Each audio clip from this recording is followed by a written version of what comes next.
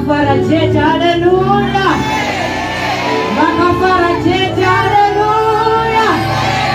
Give Jay. Makagara pasi, Jay huyu ndawa Jeremiah. Msokozi, give me Jay. Amusati mampano ndi Jay wa Jacob. Bari kufara ripambo, haleluya. Sida kubota hakuna rimwe zita sera Jesu. Shoko la Mwari roti mukudaidzwa kweri zita mapfuota anofukama. Nenjimi dzose dzinopupura kuti Jesu ndiye Ishe. Kuda kuti mweyo zigure mfako zimbofukama kuti Jesu ndiye Ishe. Hakuna zita sera Jesu.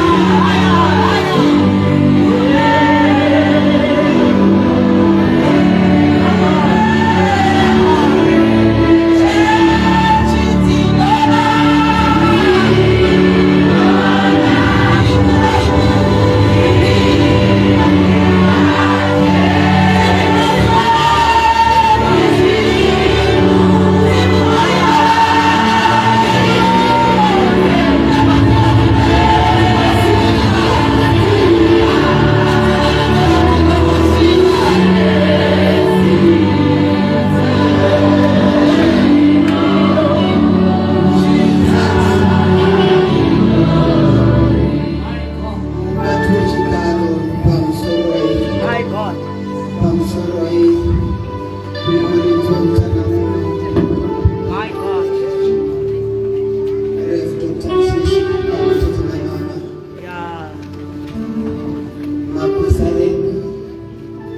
God. Yeah. My God. My God. My God. My God.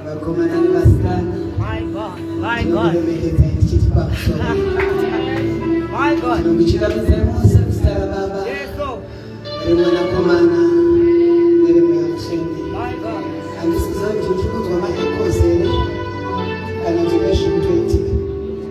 My God. My God.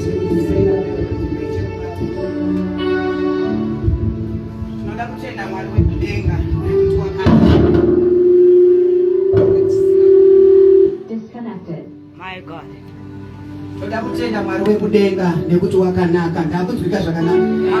Glory be to Jesus. Hakuna rimwe zita rataunganira pano kunze kwezita raJehova. Iro rinonzima viwose anopfugama nendimi dzose dzinopupura kuti Kristu Jesu ndiye Ishe.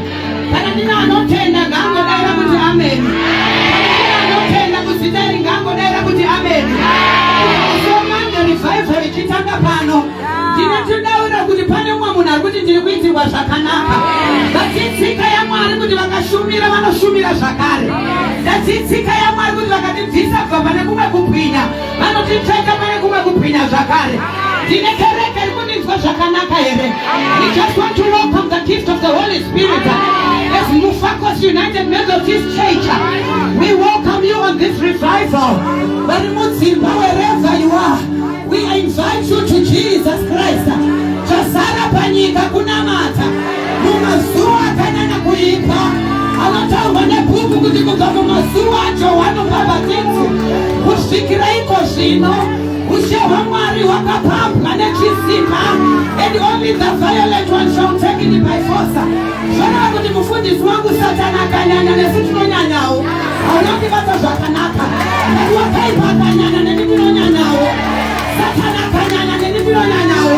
Kuva kuti ndine generation iri kusimudzwa naMwari. Ndine nharo nezvine nharo. The devil is a liar. Satani ndiSatani. Hafa akachinja zita rake. And ari pasi petsoka dzedu. He knows he was defeated 2000 years ago.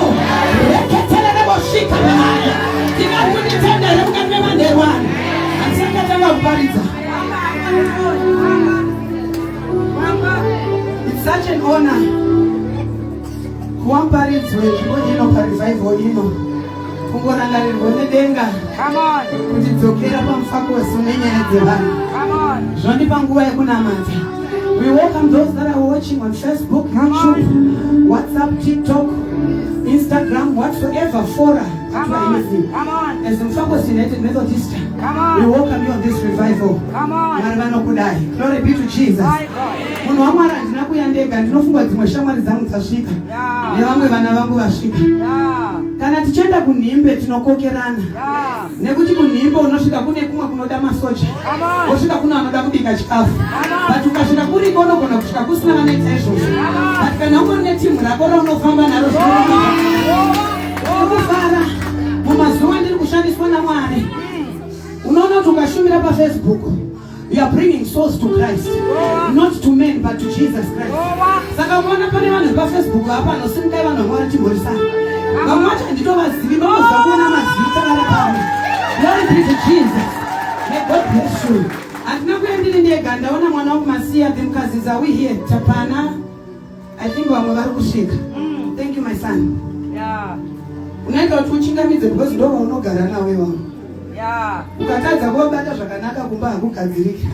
I believe baba magara you've zoomed in pa Facebook. Isa ma-emoji papo better half.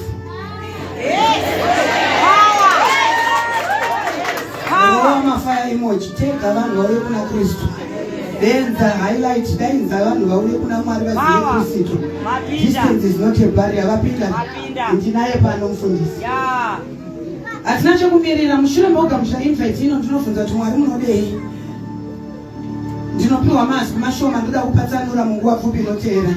The book of Exodus chapter 14. Exodus 14 verse 18 to 18.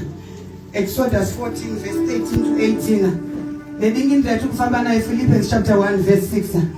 Exodus 14 verse 18 to 18. My God. Mazwano ndo prefer kuverenga rechirungu. Vavhekedzai ndiverengere rurimi rwamai. Asi rechirungu rinotsanangura kupfuura reshona. Exodus chapter 14 verse 18 to 18. Asi Mozisi akati kuvanhu, musatya henyu, regai muone nhasi uno muchaona kurwirwa kwamuchaitwa natenzi ipo pano. Nekuti vaIjipita ivava munoona nhasi vachibva uko, hamuchazovaonezve kusvikira rini narini. Tenzi ndiye achakununurai, imi chingonyararai henyu kuti mwi. Zvino tenzi akati kuna Mozisi, ko nhai Mozisi, chiiko chaunoda kwandiri? Udza vaIsraeri kuti vasimuke vafambe. Iwe simudza tsvimbo yako utondeke nayo kugungwa, ugorikamura nepakati kuti vaIsraeri vagofamba vachipfuura nepakaoma. Asi tarira, ndichaomesa mwoyo wavaIjipiti kuti vapindewo vachikuteverai. Ini ndichakudzwa pamusoro pezvichaitika kuna Farao nehondo yake, uyewo ndichakudzwawo nekuda kwengoro dzake nevatasvi vake nemabhiza. Ipapo vaIjipita vachazoziva kuti ndini tenzi kana ndichinge ndakudzwa nekuda kwaFarao. Ingindira tini yachikufamba naye ndoerenga nechirungu. And I'm convinced and sure of this very thing, that he who began a good work in you will continue until the day of Jesus Christ, developing and perfecting and bringing it into full completion in you. That's Amplified Version, KJV. Being confident of this very thing, that he who has begun a good work in you will perform it unto the day of Jesus Christ. Shokora Mwari, kuvana va Mwari, munguva ya Mwari. Kereke ya Jesu inoti amen. Amen. Yeshika membre.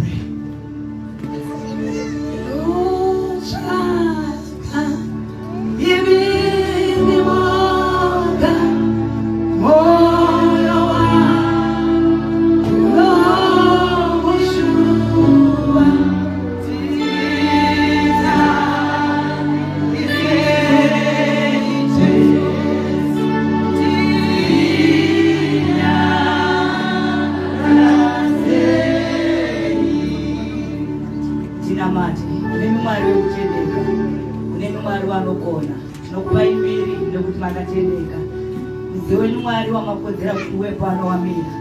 Takambounzwa nekuona wakamira. Asi takumbirira nyasha dzenyu Mwari for the sake of your people. Vana venyu Mwari vawinga imi pano, taurai navo mazimba ose vanhu ndevenyu, ite zvamunogona imi moga. Masitei vanhu oramba achidzikiswa pasi. Renyu roga ishe tora ugaro nekuti rakafanira. Muzita raBaba nereMwanakomana nereMweya. Amen. Hallelujah. Zviita munhu waMwari. Tinofunza Mwari kuti revival ino mukupera kwegore muri kuda kuti nditaure nezvei. Come on. Mwari vanondipa theme yandoda kufamba nayo munguva pfupi inoteera. Mwari vachitiitira zvakanaka. Ndiri kufara, ndakanganwa nekufarisa. Ndave nemuranda waMwari Mai Mukanana. Thank you, man of God. Nepaunozoti zvawanda uzoti pandine munhu wangu ukaona naye panapa. Mwari vekudenga vakuitire zvakanaka muranda. Mushure gamuchira rukoko, Mwari vanotsimbirira mazwi andaverenga atakajaira. Handina kumbopiwa mazwi asina kujairika. But mukujairika kwako ndine kudaira kwakanyanya kuti Mwari vane zvavanoda kutaura. Glory be to Jesus. Toda kufamba netimu yandoda kufamba nayo munguva pfupi inoteera. Mwari vachitiitira zvakanaka. Inotaura kuti akatanga nesu anopedza nesu. My God. Glory be to Jesus. Come on. Akatanga nesu anopedza nesu. Thank you, Paul, man of God. Akatanga nesu anopedza nesu. Glory be to Jesus. Goreri chitanga takaseta ma resolutions. Goreri chitanga takaseta ma aims and objectives. But patawa muna matakutondongora muna November. Tine vanhu vasina kuachieve zvinhu zvavakanyora. Pandangotuma kunze ndanotaura muFocus East kuti akatanga newe anopedza newe. Glory be to Jesus. Ausikuzopedza sifane kumusha kwako. Ausikuzopedza sifane kuti church yada. Ausikuzopedza sifane kuti dzindarada. Akatanga newe anopedza newe. Glory be to Jesus. Iye akatanga nesu anoti nyika achisika inodzidenga nekuzara kwayo ndezvake. Zvoreva kuti isu tiri vanhu vake. Kana tiri vanhu vake, he orders our steps. Zvoreva kuti he has plans for us. Plans not to harm us, but to give us a future. Not just a future later, but a future full of hope. Akatanga nesu anopedza nesu. Ndauya kuna kutaurira imai kuti musacheme nyarara. Akatanga nemi anopedza nemi. Ndauya kuna taura nema mwana mukomana kuti do not be dismayed. He who began the good work in you will finish it unto completion. He doesn't have a record of failure. He's not a man that should deny, nor a man that should repent. His word is yes and amen. Yetererenga kubhuku Exodus. Inyaya tinonzwa murume anonzi Moses achidenzwa naMwari ende unoziva kuti Mwari akatanga newe. Itsika yake kuti akugumire pansi. Kunyange uchikakama akatanga newe, anomeka sure kuti munosvika kumapena. Togara ndichitaura kuti bhoga ripere until referee dzapembe tikanzwa pita wozwa ndopapera mechi. Kureva kuti akatanga nemi makanditarira mufako sister, akatanga nemi anopedza newe. Tine munhu ari kundinzwa zvakanaka. Bhuku yebhetaura ichiti trust in the Lord with all your heart. Do not lean on your own understanding. Those that trust in the Lord can never be put to shame. He who began with us will finish with us.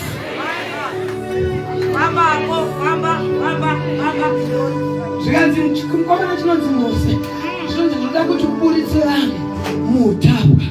I've come to speak to you mukati memandero wanu. Une kwauri kuda kuenda, tine kwatiri kubva, tine kwatiri kuenda. Tine munhu ari kundibatwa zvakanaka. Ndati tine kwatiri kubva, tine kwatiri kuenda. Kwatiri kubva kwakaoma, bati kwatiri kuenda kwakajeka. Kwatiri kubva kwakaoma, bati kwatiri kuenda kutsvene. Kwatiri kubva zvisi kumeka sense. Ndopaya patakangona ikonomi yachinja, yangomuka amabhondi, zvachinja amaziki, zvapinda zvamuUS. Kwatiri kubva kwakaoma, bati kwatiri kuenda kwakajeka. Why? Because akatanga nesu anopedza nesu. Kunyange marriage ikaoma, kuzooma chete, bati akatanga newanano anopedza nesu.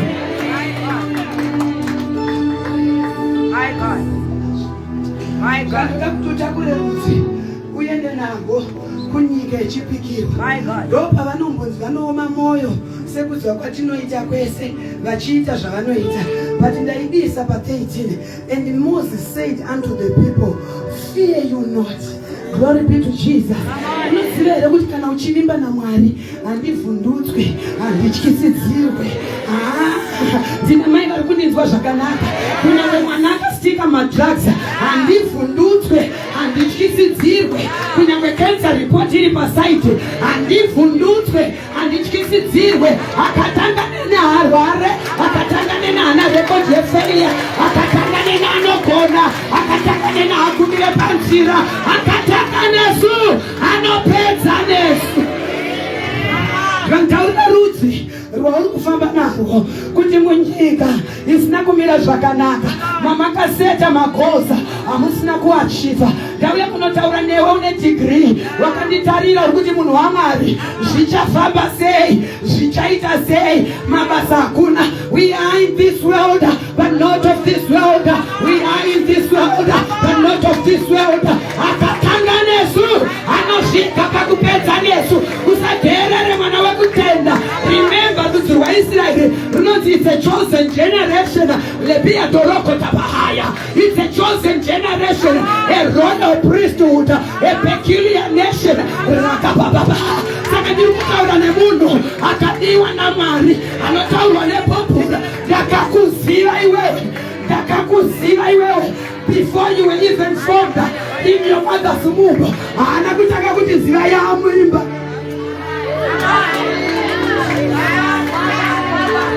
Urukuchemei wewe. Iye akakuziva uchiri ropa. Usati wapinda mudumbu la mai wako. Iye akakuziva usati wapinda mu marriage. Wochemezwa ne marriage. Yakatozouya iye auya kudhara. Yakatozouya iye avapo kudhara. Akatanga nesu. Anopedza nesu. Wochemezwa nemurume. Mai. Soti. Ndakukogadzira zvikanvoska zvanamai. Zvekuti mumazuva zvakaoma. Zvisiri kumeka sense. Vanhu vachibvunzwa kuti vanozvimaneja sei. Wanova lipstick, wogeza, wanova mascara, wobvunzwa chinoita nezvemusoro weheti. Akatanga neni, anopedza nesu, akatanga nesu. I'm not here, mfundisi, to give the devil hope. I'm not here kuti Satan andinzwira tsitsi. Don't even feel bitter about me. The one who is in me is greater and mightier than the one that is in the world. Even Moses, and I'm not telling vana vako kuti fear not. I'm here to command. This is an instruction from above. Fear not. Why are you fearing? Nekuti watadza kubata mwana akakupinza mupandi yangu. Unafunduka tena kasimba na mali. Unafunduka manjuzu. Kutya zigure zvemfakosi. Kutya varoyi. Iwewe kukwenda varoyi. Kana akakuziva iwewe. Usati wakambobuda mudumbu ramai vako. Nhasi wada kundiudza kuti unotya. Ende tsimbe kumuchuru. Ngatitsimbe kumuchuru. We want a regeneration that is unstoppable in faith. Fear not. Moses, enda undovaudza vana veIsraeri kuti akatanga nemibasa haana nhoro ndekukundikana. Tell them not to fear not. Stand still. Ko muri kumhanyirei kumunondo, kumusasa, kun'anga, kumaprofita. Munopera mari. Ende munobvunza mudzimai aijucha ropa. Anoti ndakaenda kwese. Ndakasvika kumaphysician, ndakaenda kumaprofita, ndakaenda kun'anga, but hazvina kubhadhara. Kusvika akatanga neni, mari yapera, zvese zvaparara.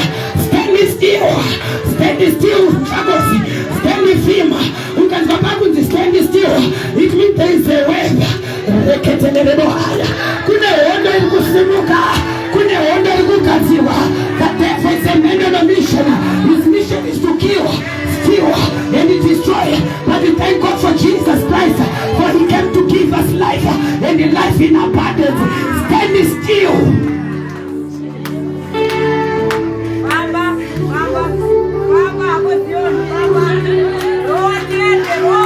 Standing still. Ndekuti dambudziko riri apa. Tomira semusamba kwenda.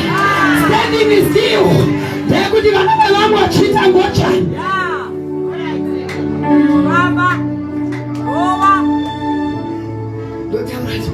Iye achadzidzisa vana vangu. Uchadzidzisa vana vangu. Vana vevamwe vachipinda muchihure. Standing still. Stand still in that marriage. Stand still in that business. When they say about the verge of breaking down, when they say about my business, achabuda, mufako sister, stand still. Facebook family, YouTube, WhatsApp, stand still, and you see the glory of God. He who began the good work, he doesn't have a record of failure. All he wants is Vanomira. Be still and know that time God. Psalm 46 in order. Varume, mumazuva mashoma asara. Kune vanoda kubata zviri zvavo. Hapasi kudiwa vanomhanya-mhanya. Standing still inondiudza kuti mumba zvakati tsaka-tsaka. Uchishedzera naJesu ndinovimba. Standing still inokudza zvisiri kumeka sense. Zvisiri kuita kunge hazvisi kutombobuda.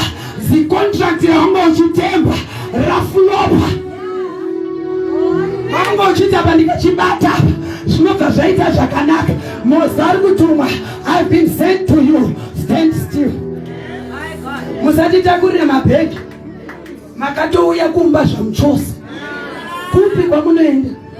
Mumwe mimba anoti handiende kudzamara wandurudza pandimire chaipo chaipo.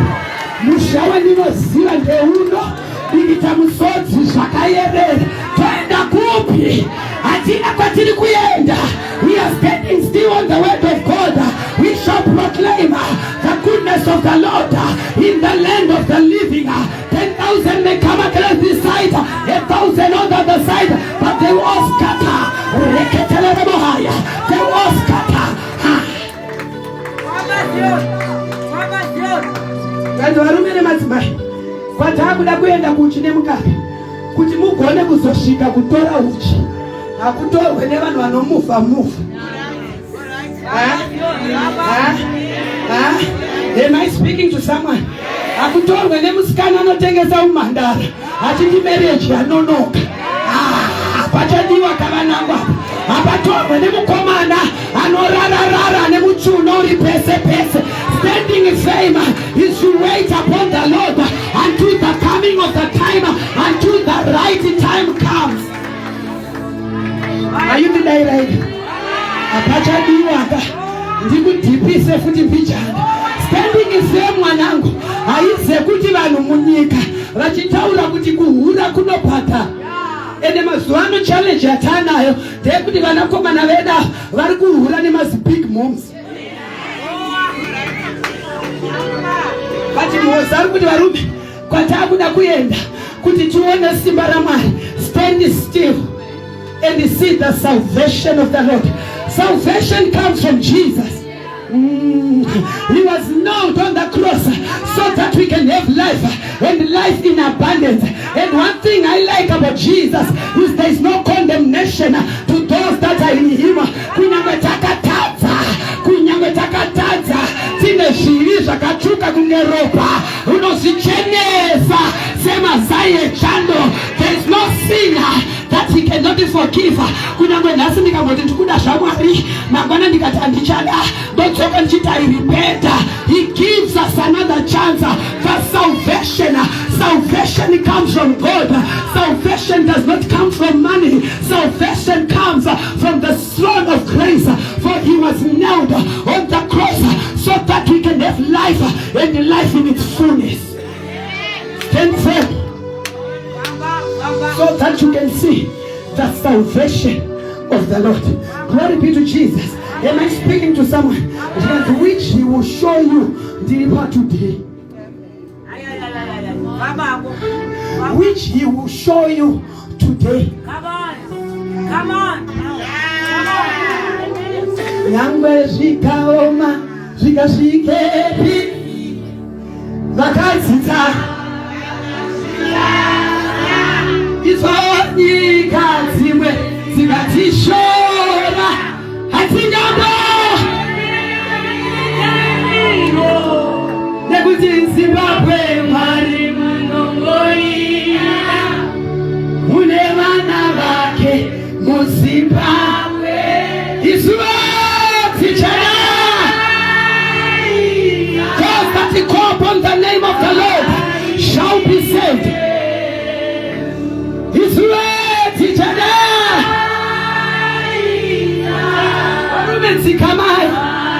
You shall see him today. Nekuti kumashure kune hondo, kumberi kune dzunza dzvuku, but varume tsikamai. Jehovah Mwari munogona. Jehovah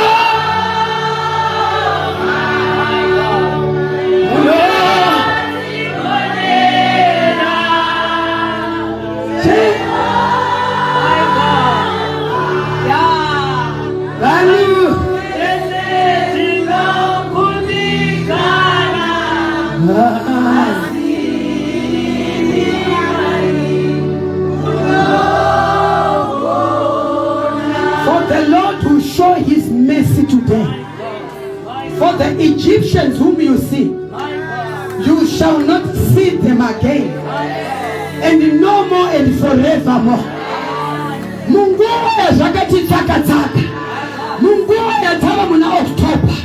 Mungu iri kunzimaka zarama niye misisi. Mungu iri kunzizvina zvisikubula. Stand firm. And today, apana kuti tomorrow. Can somebody say today? Stand firm. And today, you shall see the hand of God. Asnabasa kuti kumashure wakakobwa sei. Asnabasa kuti varikutera vane mapisa akawanda sei. Asnabasa kuti kudzinza kwenyu kunodazvite. Asnabasa kuti you carry a record of failure. But today apa,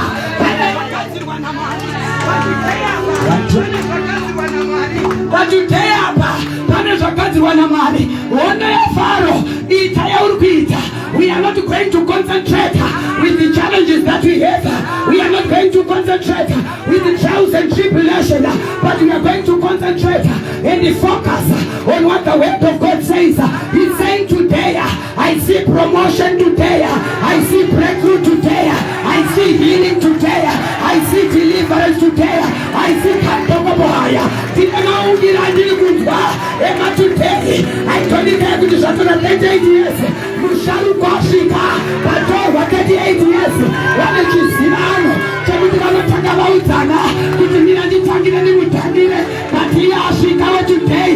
When today, another Bubuka Bruce, Jesus Christ is the same yesterday, today, and forevermore. When today Akashika, when today Akashika, when today Akashika, when today Akashika, Manamonda, Tilkona Chirowa, when today Akashika, Kanada Shibune, Tilkona Shichibuda, when today Akashika, Kanada Hachata, Tilona Chitata, when today Akashika, Tilona Patana Vitamaudina, I don't care, Kutana Teta Muni, I don't care, Kutana Fala Muni, I don't care, Kutana Tundura Katuana Mama, Watina Tuya Tuana, when today Akashika, Unafuki you shall see the hand of God today. I don't care about your heartbreaks. I don't care what they portray on your life. I don't care the report that they gave you. I don't care what they prophesied. But today, you shall see the hand of God. Today, I'm looking for radical Christians with a step and faith. I'm looking for Rama. Shaka page kwa mazuayo. Kashi kwa mazuayo. Shaka page kwa mazuayo. Kwa mazua yetu taneta negorodo kutina akana katani wali tunakatanga kuna mata na nachikumbira wali tunakatanga kuna mata popa taitwa ya wamani wakasobuka baotu kutale hauna kupopera. The same power that operated to Mutare is the same power that is upon us. I say it today, you shall see the hand of God. I say it today, I don't care what they say. Wakajua ujirete mwana wako kana faro hawa wakajua bisikusi wako kana faro hawa wakajua upenyu wako kana faro hawa. I've come with it today God. I've come with it today God. Reketele nebo haya mandele nebo suka. And today you shall see the hand of God. I don't care kutukumasa kwako wanoda hapa kutupurutwe. I don't care kuti the HR is seated on the CV and the I've come with it today God. I've come with it today God. The devil is a liar. The devil is a bastard liar. The devil is a liar. The devil is a liar. I say to today,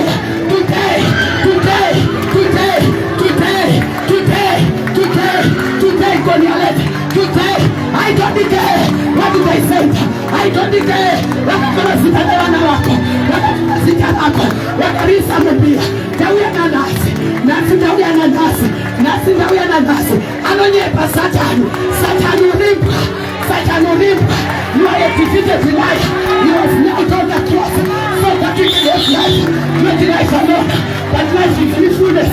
And the one I later on. And the very again to Satan I've come with it to take God. I don't care about the result. I don't care about your sin. The devil is a lie. Pharaoh said, "Sigeko ndekutere, nekuta uko nekutenda chinhu Pharaoh.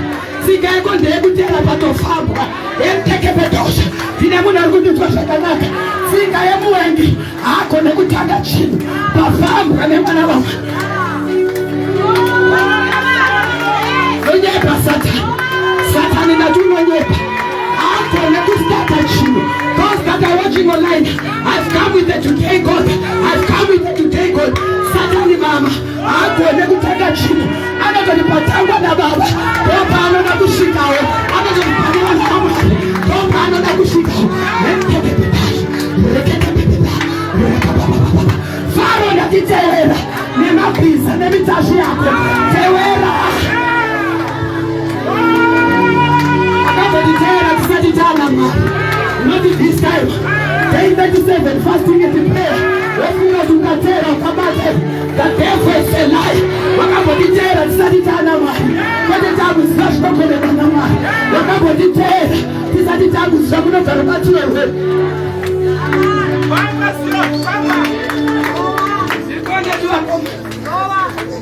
Kumberi kune gungwa. The unchangeable God, the chain breaker, anobreaker my spirit of limitation.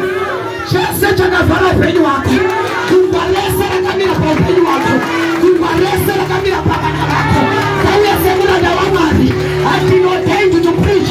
So kuka Isaya notaura chiti, usha waMwari wakandizodza kuti ndiparidze ivhangeri kuvaropo, nekuti vakatapwa vasunungurwe, vasingaone vagoona, nekuprofita gore rashe. Kalenda yedenga nekalenda yepasi zvakasiyana. I've come with the today God. Iye akatanga newe arikupedza newe, iye akatanga newe arikupedza newe.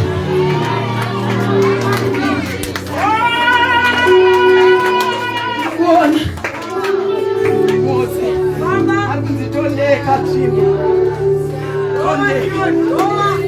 tondeka unozere nyaya dzekunabata.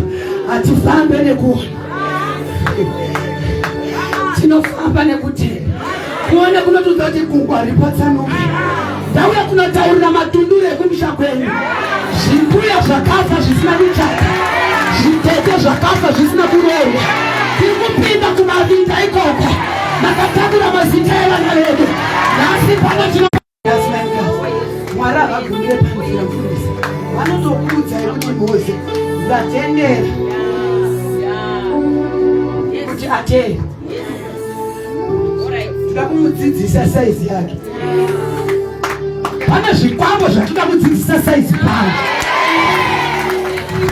Pane maroi vatoda kudzidzisa saizi pano. Pane manjuzi atoda kudzidzisa pano. Pane mahura akabata dzimba dzedu vatoda kudzidzisa saizi pano. Satani uripa every agent of the devil that is under the authority of my voice. We are coming after you. Kune mutumwa anaenda pamberi pedu anoti Mose tondeka. Akajaiswa Satani anotipa mareports ekunyepa. Whose report shall we believe? We believe in the report of Master Jesus. Aitondeka kuti kumusha kwenyu hakuna akamboya mukandeke. Vanodziyabuka vakaita sei, vanodzikwira vakaita sei. Uchaitangira uchienda paBulawayo, uchibuda uchipinda mu6 Falls, mangwana unobuda wangu South Africa. Ndati vanoenda vakaita sei, ndati vanoenda vakaita sei. What did they do? What's up with them? Chii charainacho chatisina. Nonyepa vanoona mascholarship ndo vakaita sei. What criteria is being used? Because we are chosen generation 1 who circumcised this generation. Diana katora zita lako akanyorisa paspemfura. But I love this God because unaona zvepaspemfura, unaona zvepamusoro pemfura, unaona zvekudeka. Faro nemabhiza ako rwendo runo muri pawestage. Kana uchida kuona kuti unopera sei, ita tsomtsomu nemunhu anonamata Mwari wake. Kana uchida kuona kuti unopera maresources, teera pane muna waMwari. Kana uchida kuita gudorosi, chigodo, godorosi, inonzi godorosi. Ekuti unorara usiku Yesu akakwira pia. Nani anodiwa naMwari? Ari kunzi pangu patsanurwa. tera mashure pane zvakataurwa naMwari. Uchida kunozvimisa, uchida kunozvimisa. Vanhu vaMwari zvaMwari azvimiswe nevanhu. Kuti zveupenyu hwako zvimiswe natete, zveupenyu hwako zvimiswe nevanga. Handina bhejawo mukati memangonero ano. Tauya kusimba raJehovha wehondo wematoday. Akatijairira vachifunga kuti Mwari wedu haashande. Mukationa takanangana negungwa dzvuku, musafunga kuti apera. Mukationa takanangana negungwa dzvuku, musafunga kuti haasi kuziva. Makajaira ripoti ichiuya ine mareti. But today pane matransactions. Tiri kunzwa ma-interchanging transactions. Tiri kunzwa maungiro ekuchinjwa kwezvinhu. Not by might nor by power, but just by the Spirit of the living God. That today unonyepa Satan. That is Satan unonyepa. You are a defeated loser. Hauna hondo yaunogona kurwa iwe. Wakajaira kutera pakarimwa nekare. Wendoroda kukuguruza.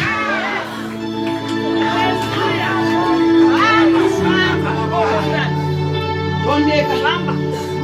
Wekafara wari kutera nemabhisi. Mozano godai. Jesu yenda. Wese tino.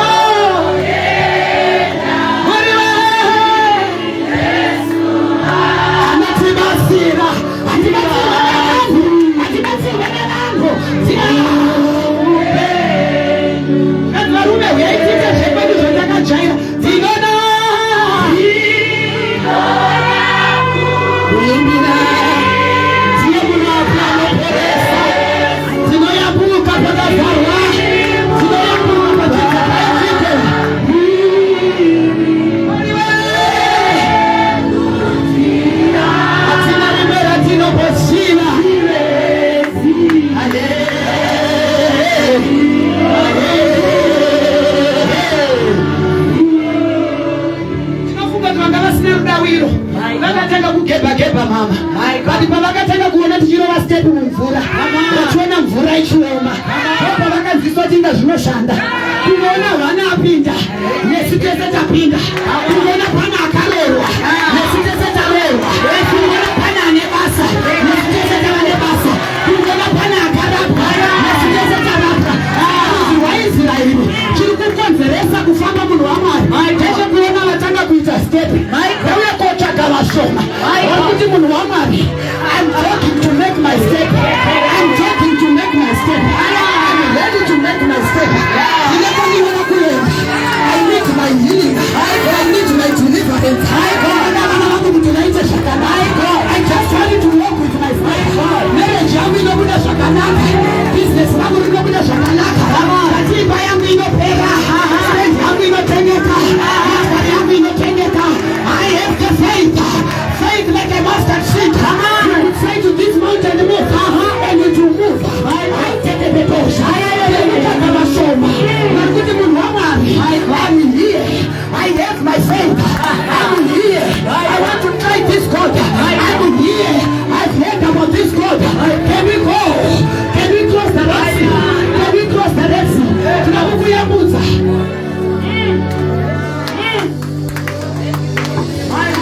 Nasi hapana anosai. Nekuti wapinda muchozi mchinarishe. Nasi nyangu asingatende kuti munhu namune muyamutsveke. Nasi muchabuda muchizvitaura. Vasingatende kuma-instant healing. Nasi ipo panapa. Kwete mangwana. Ipo panapa. Nasi pana. Kanzwa Mwari vataura izwi. Vatopedza neya kudhaya. Saka nyangwe mwana akabhagurwa negeti mama, haasati atanga Satani. Isaizi yake yazvigadzirira. Tine kwatiri kubva, tine kwatiri kuenda. He who began the good work in us. Hana nhoroondo yekugumira padziro. Hana nhoroondo yekutisiya tichiyeredzwa. Hana nhoroondo yekutisiya tichikushushwa. Hana nhoroondo yekupedza nesu. Hana nhoroondo yekupedza nesu. We want to pray. Zvanzi Mose, ndoda kuti uvataurire. Ndichahatena mwoyo yemaEgyptians. Know your season very well. Know your season. Come on. What? Know your season, man. Yeah. Kwamuri kuyambuka. Kune vatenderwa kuhadena. Come on. Saka ukatadza kumaster season. Unotadza kubata what is yours. Unogona kuconcentrate na Farao. Farao hauya asina kubvumidzwa. Enda undofunza Job. Anonzi, have you considered my servant Job? Job anokudai because makaisa rushowa. Plus makampa tuma resources. Come on. Ani tumarimari. Ukaona upinzwa mu dry land. Mwari havasati vapedza nini. Uri kuchema kuti hazvisi kubatana. Ndifarao abvumidzwa. But pamberi pane breakthrough. Uchamuona kachibebedzwa.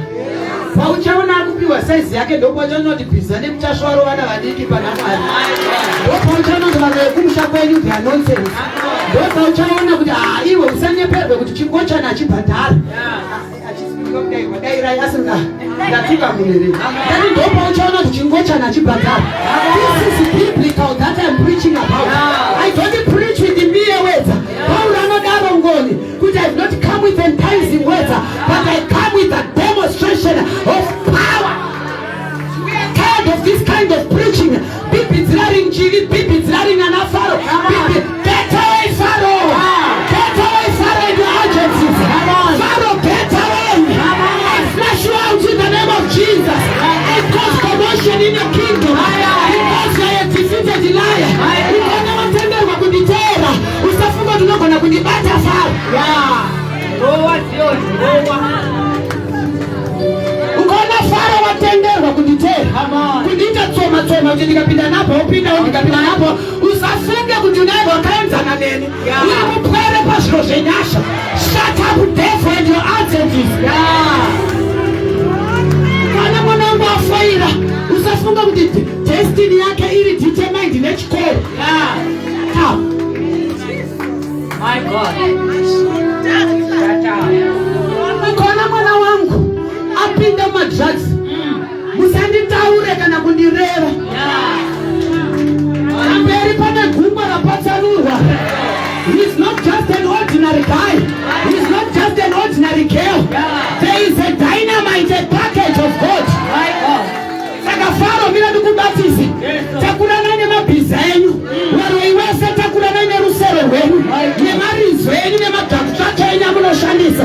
Takura nane mbiya dzenyu. Pamakajaira kuita ikoko ndikoko. That today.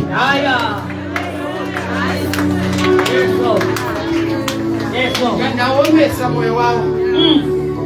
But ndazviitira kuti Farao haazombofa zvakare. Pane vatoda kupedzera nhasi. Ini handina kutumwa nenyasha dzokusiya. This is a revival. Hatiende kuma extra lessons. Tinopedzera muyuna muno. Handina kutumirwa kunoti ndikaona kuti kumashure kwako kuna Farao. Ndokusiya wakamanga. Ndozvandakazodzerwa naMwari izvozvo. Zvekuti unyambuka uende pako. Pamazuva mashoma azara. Ndiri kunzwa maungira etuma things. Ndiri kunzwa kualainana kwetuni. Ndiri kunzwa maungira zvagadzirwa naMwari. Farao, be careful. Don't waste your resources pasiripo. Usabhadhare kusiriko Farao. Usatere kusiriko Farao. Unonyudza dzinza rese. Ngati unonyudza mhuri yese. Kondataura Farao kumusha kwenye. Handiti ndi Farao. Satani ndi Satani. Andautunga tete wako kani. Ndatunga Satani. But kana tete wako wari wa Satani ndawatuka. Rowa Sioni. Rowa Muranda. Kwa hiyo hauroega. Tukutuka waroiwe pana Farao. Wanoda kumuka mangwanani vachitishaisa mfaro. Vanofara nekusabudirira kwedu. Vanoda kutikanyisa zvidhina nemate. Kupedza mate edu chichikanya zvidhina zvako iwo Farao. Makandiona ndakanyarara. Mukafunga kuti takafanana. Today is today. Akatanga nesu anopedza nesu.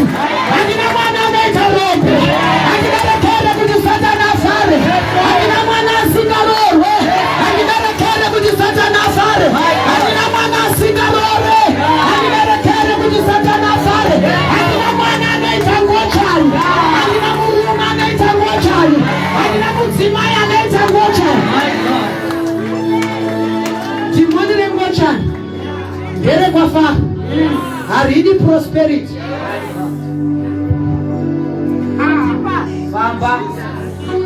Bamba, I would rather be a doorkeeper in the house of the Lord.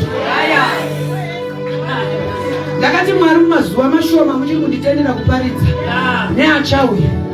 Ini zvokuparidza zvezinyekenyeke unongovengwa. Ukaparidza zvekubhibhidzira unongovengwa. Saka ingorova chaizvo chaizvo. Satani baka. Rova. Ukamudzira tsitsi mangwana anenge achikudyisa tafura. Ukamudzira tsitsi mangwana anenge achiwanisa vana vako. Ukamudzira tsitsi mari yako achisvodzesa. Saka toita dialogue. Hapachada language ka. Hakuda demonstration yesimba. Hakuda demonstration yepower. Saka zvikunzi imimi chipindai. Saka pavakaona vanhu vachidai vakati hatinozvigona kana iri yekuteera tajaira kuteera. Pavakati teerei unoziva zvinoitwa naMwari. Come on. Kana kuda kunyatsoisa sosi kuva wengi wako. Alright. Kugadzira bacon kuva wengi. Come on. Vakarindira vanouya varimo rapatsanurwa avo vari kupfuura kamakadai mvura inotonhorera. He leads me in still waters. Quiet waters beside us, walking, leveling the mountains before us, making the crooked path straight. Vakati tinozvigona ndima pagadzira. Akanyatsovamirira vati vapinde vakati wandei.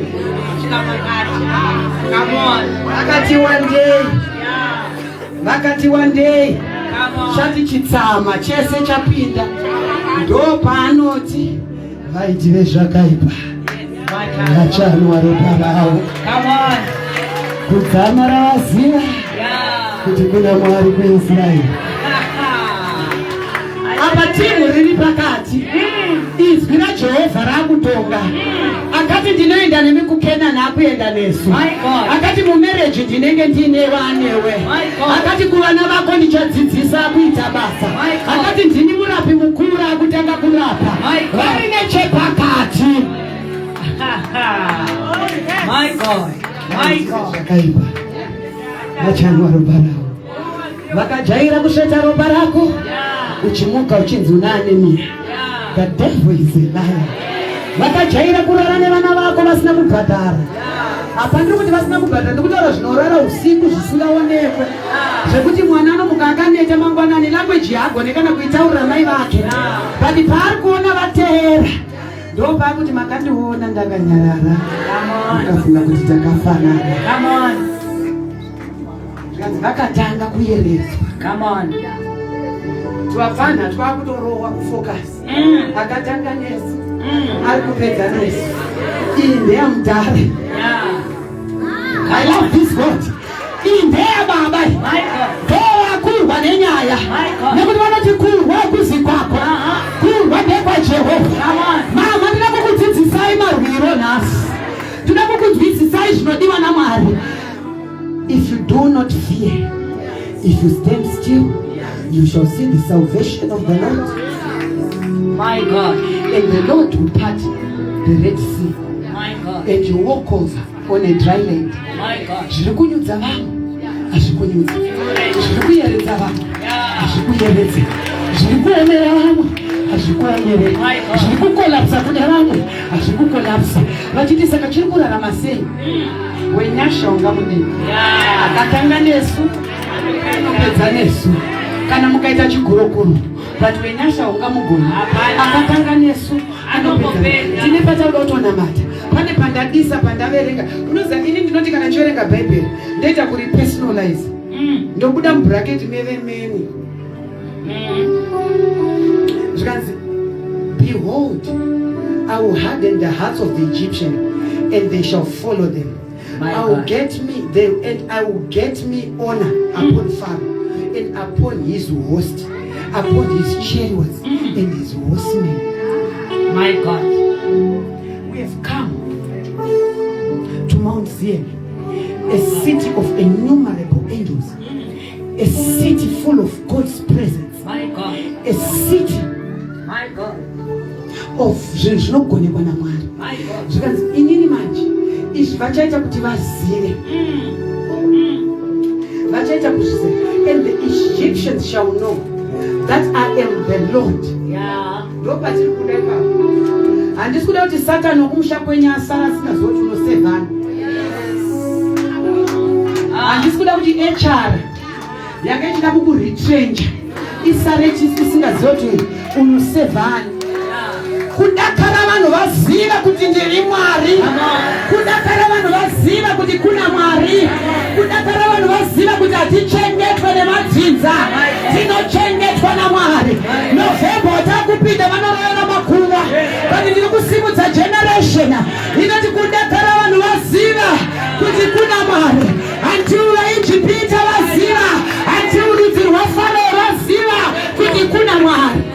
Handina chimwe chandauya nacho manherwa. Ndauya kuti zvizivikanwe kuti kuna Mwari.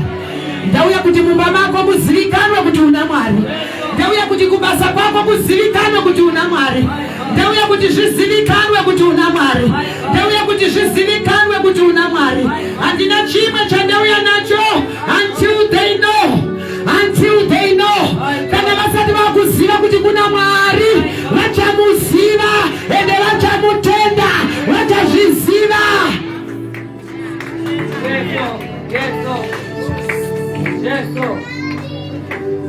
His chariots and his horsemen, bhiza nemutasvi wavo vakayeredzwa. Vasara kukamba kunogadzirwa varume vachazviziva kuti varume pamufako Easter patambwi napa. Vachazviziva kuti ruwadzano rwepo runobaka moto. Vachazviziva kuti wabvuwepo zvipenenene zveprayer. Vachazviziva kuti kuna Mwari. We want to pray. Paul anobvanira kuna vaFilipi, and I'm convinced and sure of this very thing, that he who began the good work in you will continue it unto the day of Jesus Christ. Paulo paari kunyora this verse akaona Mwari. Haasi kutaura Mwari waasiri kuziva, ari kutaura Mwari waane nhoroondo naye. Kuti I'm convinced kuti akatanga nesu mufundisi anosvika pakupedza nesu. Akakuordainai muministry haana nhoroondo yekukugumirai panzira. Kunyange kukauya shipwreck, kunyange kukambonzi haite, kunyange zvikambonzi hazvibude, akatanga nemi. Haana nhoroondo yekugumira panzira. Paulo vanhu vakatombomuseka, vanhu vakatomboti hachina Mwari, warumwa nenyoka nekuti haana mati. Very soon chinenge chapera. But he who began the good work in Paul finished it unto completion. Until vanhu vaziva kuti kuna Mwari. Pavakaona nyoka ichidonhera pasi vakati ngatimupei maminutes. Manje anenge apera. Ndauya kunotaura newe. Urikunzi mira tikupe maminutes. Mira tikupe maminutes unenge wapera. Mira tuku vachauya vachikumbira kuti una Mwari iwe. Vachauya vachiona kuti uyu munhu waMwari. Ndiri kutsvaga Mwari mukati memanherwa anosimudza umwe muranda pakati pedu. Anoti paanodzokera kumba matara anga akagarwa vanodzoka vachitaura kuti varume, regedzai chimboita zvinoitwa namaiguru pano zveprayer, regedzai chimboitwa zvinoita pano zveprayer, regedzai chimboedza zvekunamata, muone kuti Mwari havarambi wakanyarara. This is the confidence that we have in him, that whenever we ask anything in his name, he will do it. Therefore, come boldly on the throne of grace, so that you might obtain mercy and favor in the time of need. My God. We are in the time of need. Gora harisati rapera, Mwari havasati wapedza nemi. Handizive Farao ari kukuronda, handizive Farao anti-marriage akakutakura, handizive madhimoni akakuronda, handizive zvirwere zvauinazvo, handizive poverty yakakuronda, handizive hangu matara wakagarirwa. But he who began the good work, according to this theme, yakaratidza kuti munhu waMwari, pane vanhu vane zvinhu zvavari kufunga kuti Mwari havachagona. Vada kungorimindwa kuti Mwari achiri kugona iwe. Vada kungorimindwa kuti Mwari havasati vapedza newe iwe. Vada kungorimindwa kuti iwe panovakika apa. Vada kungorimindwa kuti basa rinoendeka iwe. Vada kungorimindwa kuti mwana anobuda muchikoro. Do not worry, do not fear. Fear comes from the devil. more. We walk by faith, not by sight. We walk by faith, not by sight. Desire,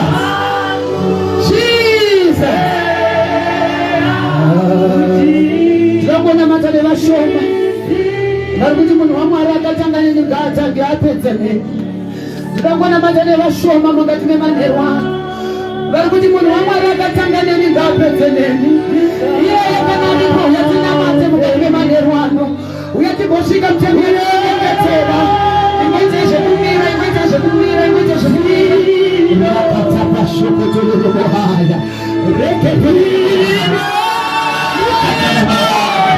rekidabosha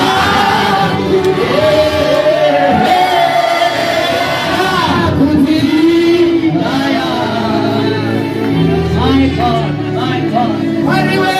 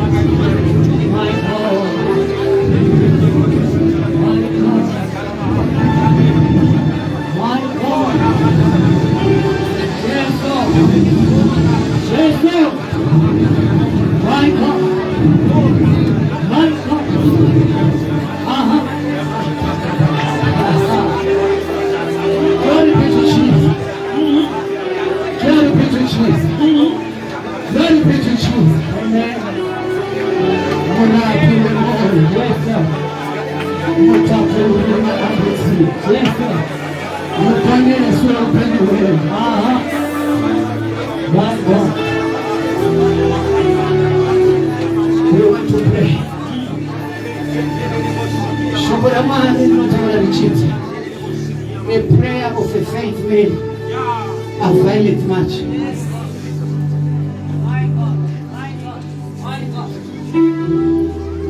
A prayer of a faith man availeth much. Munamato wanotenda unoburitsa vanhu sawo. Vaunamata nevashoma vari kuti munhu wamazasimudza ruda wenu. I'm believing this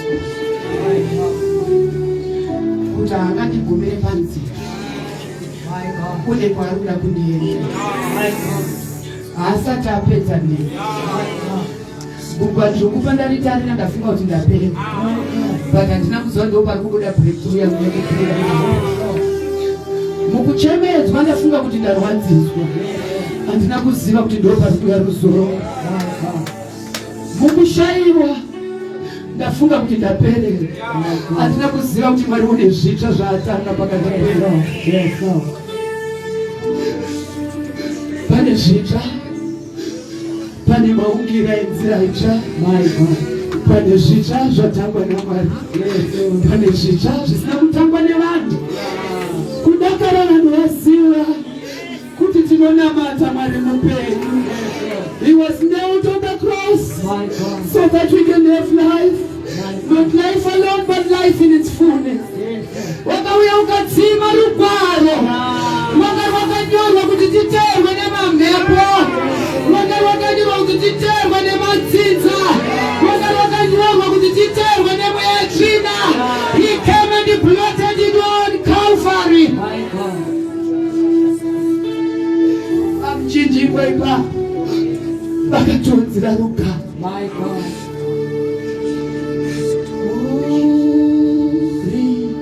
I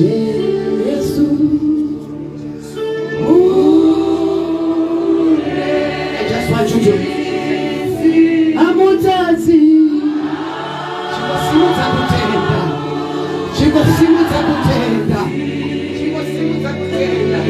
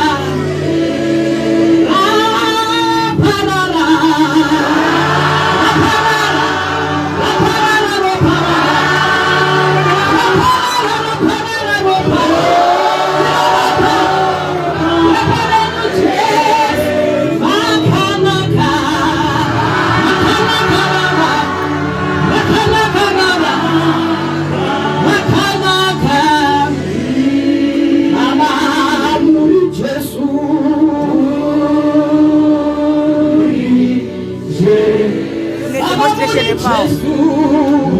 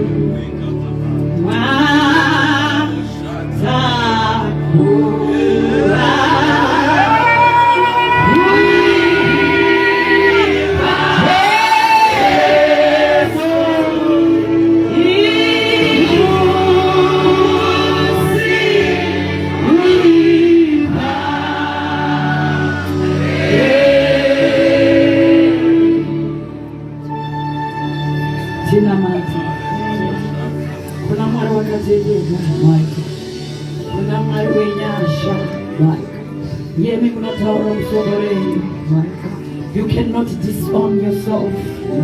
You are a faithful God. Chamarela imeme mwalimu noita. Tinokutenda ikatinema nirwano mwali. Matishanyira isheni muto unoshamisa pakati pedu. Pamuri kutirangariza ishongwa kumusoro kudenga. Kutichamakatanga murimi baba. The good work that you have started in our lives. Munavimirira mwali kuti zvisadzikiswe. Tinokutenda imwe ya muchene. Pamagenge muri kuuya mwari. Manifesto yenyu mwari. Muri kutaura kuti ndakauya kuzosunungura chakasungwa. Ndakauya kuzosunungura chakasungwa. I have come to proclaim the year of the Lord's favor. Gorerashe pajumo ilo. Korerashe panzvimbo ino Mwari. Let your favor neshatenyu panzvimbo ino. Takambofamba mugorere vanhu, takambofamba mukutaura kwevanhu asi Mwari tiri kunamata. Vamwe vatidzidzisa Mwari kunzwisisa kuti kune nguva yevanhu kwaita nguva yenyu Mweya Mutsvene. Zvino tiri kunamata nekuda kwezuva ranhasi Mwari. This is the beginning of the new year. Korerashe ngaritange kurekodwa paupenyu hwedu Mwari. Tinokutendai Baba nekuti matishanyira Baba. Tinokutendai nekusunungurwa kwevana vevanhu. Tinokutendai nevanorwara Mwari. Yodza vakaendera pakaufari. Vavakati pavakaroverwa Mwari mukati zvapera. Zvapera Baba. Tinokutendai Mweya Mutsvene nevana vedu vari muri kusunungura Baba. Tokutendai Mwari vane maoko akabatwa vari kusunungurwa panzvimbo ino. Vane mamerejisi akabatwa vari kusunungurwa panzvimbo ino. Vane utano hwakabatwa vari kusunungurwa panzvimbo ino. Korerashe, korerashe, korerashe. Zviratidzei Mweya Mutsvene, zviratidzei Mweya Mutsvene. Have your way, my Father. Rakatalia popozete leleweshi. You are not in power. Rakatalia borepepese. Mankatalia popozakatia borepepese. Mantalia popozekete leleweshi. Have your way, have your way, have your way. Have your way, have your way. You are near to the broken hearted. We pray for abundance. Rakatalia borepepese. Kokorenyu moreva. Kuti vamele shumba. Vanomoto vanofanenzana. Asi hakuna anotenda. Anodana kwamuri Mwari. Vamusinganzwe Mwari. Uuleki zvakanaka. Kupera kwegore rino Mwari. Tinokutendai Mweya Mutsvene. 1,000 years is like a day to you. Tinokutendai Mweya Mutsvene Mwari. Musina nhoroondo yekumashure. Hatichatarisa zvekumashure. Iyemi magadzira nzira pasina nzira. Vatandiri kutarisa gore richipera. Tichitarisa kuti ratopera. In this last quarter Baba, you are still in the business of doing miracles. Zviratidzei Mwari. We want a good report Baba. What report are we going to believe? Rabashakataria Baba. Edererebo santelebo sankataria pepezo.